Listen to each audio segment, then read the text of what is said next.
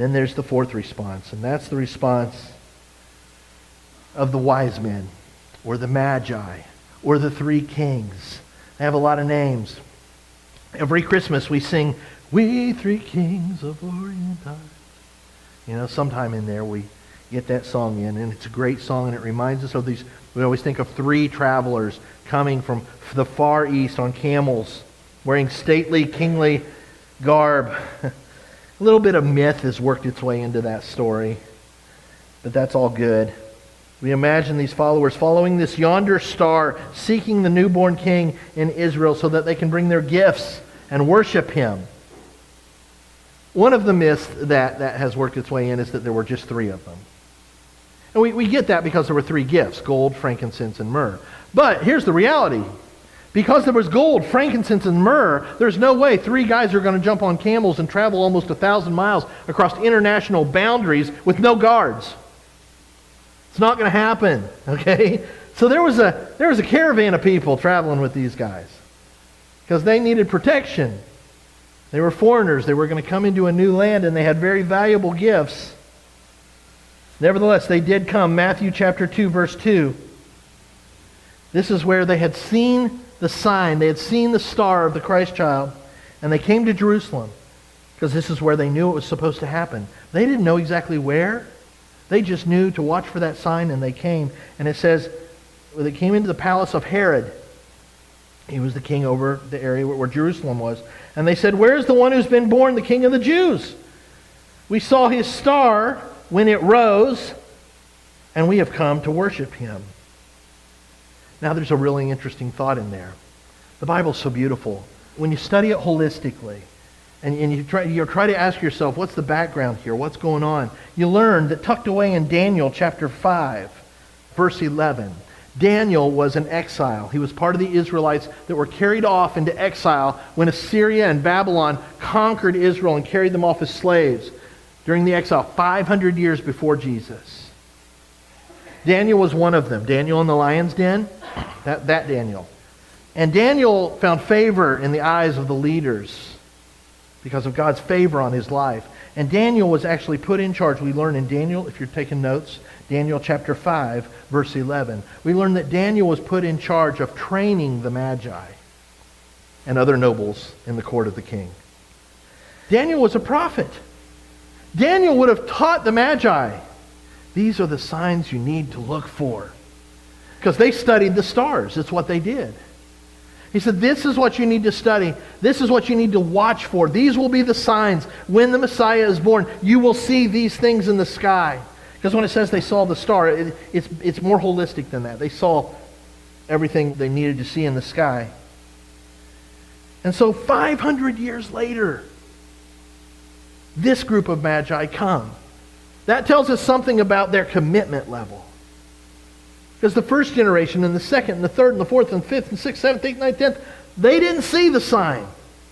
But they continued to say, this is what Daniel taught us. This is what we need to watch for. Son, grandson, next generation. Keep looking.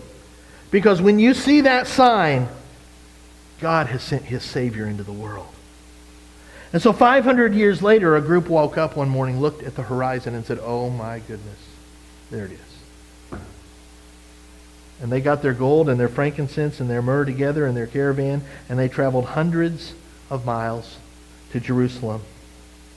And they went right to the person they thought would be the authority. They walked right into the king in Jerusalem and said, where's this newborn king of the Jews? But what they didn't understand was that Herod was about as ungodly as you get.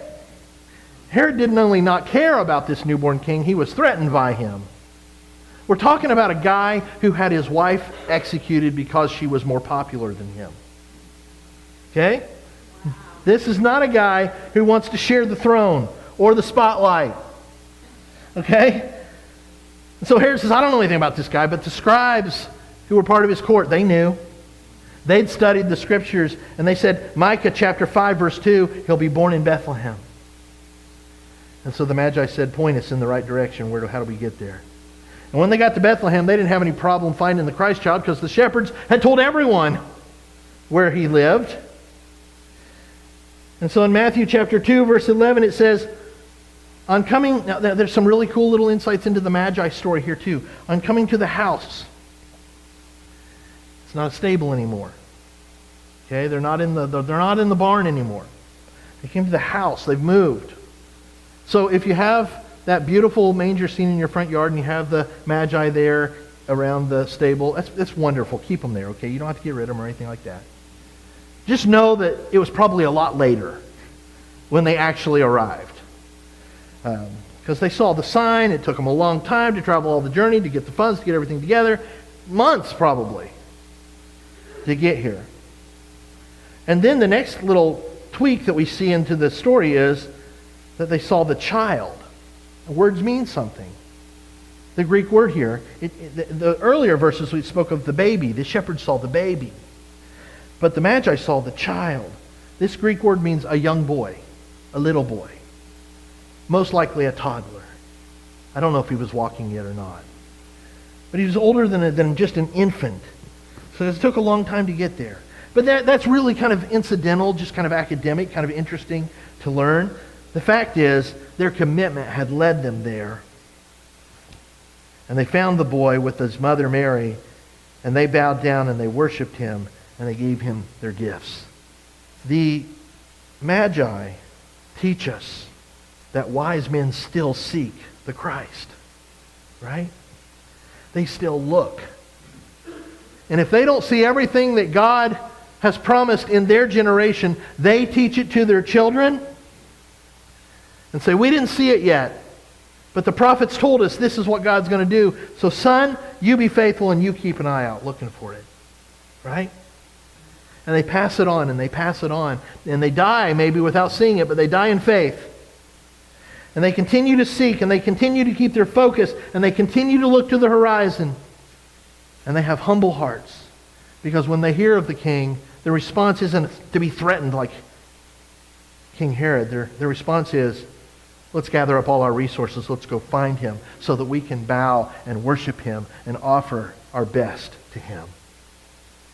That's wonderful. That's the commitment of the wise men.